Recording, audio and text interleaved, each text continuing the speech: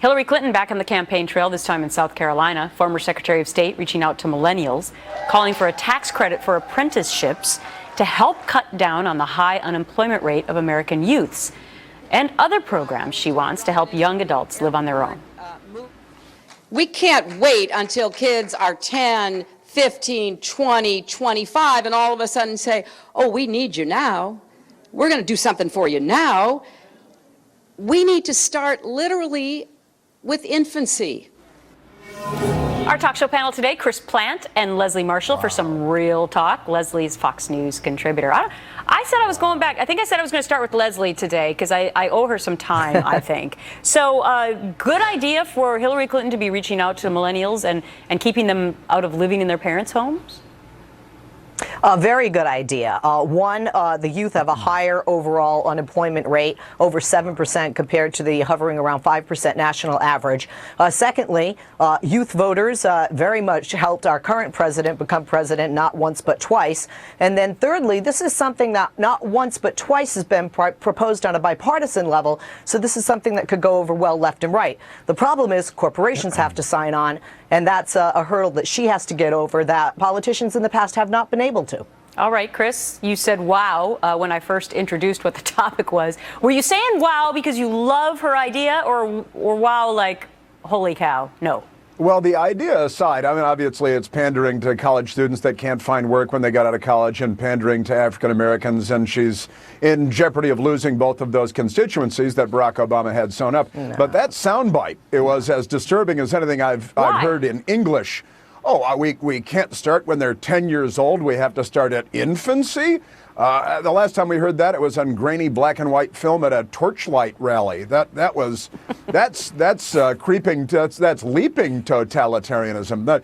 We have to talk about cradle to grave government. I guess she's out of the closet with that. My lord. Okay. Well, let's move on to this, because people have been talking about this for some time now. The Clinton Foundation has taken in as much as $11 million in payments from nonprofit groups. I'm talking about like the Boys and Girls Club. This is according to Politico. Now, many big speakers have often given some of their speaking fees back, but turns out the Clintons, in many cases, kept the dough, and then they gave it to the Clinton Foundation. So, Leslie, right or wrong? Well, first of all, this is not something that just the Clintons do. Let's look at, and I'm not doing the blame GW thing, but former President Bush, since he left office, has received approximately $15 million for speaking engagements, and some from organizations similar to Boys and Girls Clubs, hasn't given the money back. I know Condoleezza Rice is an example of one that has, or a portion of that. And the Clintons aren't, this isn't like she's pocketing it for mani-pedis and Gucci and Prada handbags and shoes. She's putting it into an organization, a charity that does a great deal, and I think that we overlook how much the Clinton Foundation does in trying to say, hey, is she using this for presidential gain, or was this used to influence her when she was Secretary of State? I think the reason, and I don't think that's what's going on. But I think the reason that it's a headline now is because there have been questions about how the money, and especially the influence, has been used by the Clinton Foundation for other things potentially, right, Chris?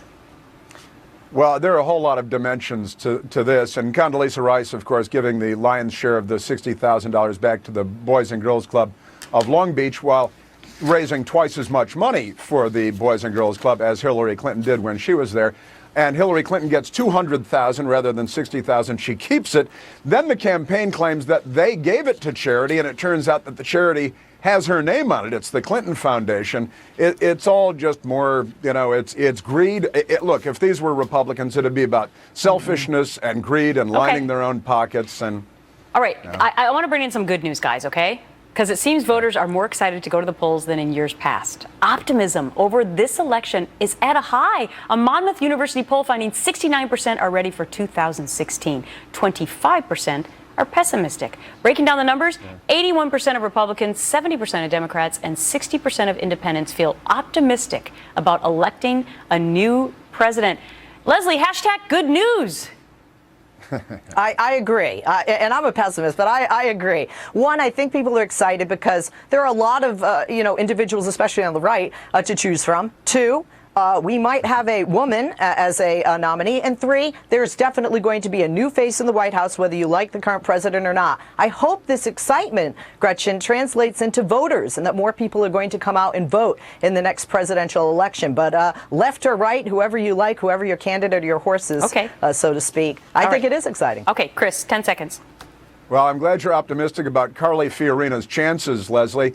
I think that this is optimism on the part of so many around the country because we're looking forward to putting the Obama era behind us, and it will not be remembered fondly. Very interesting to get those two very different perspectives on the optimism.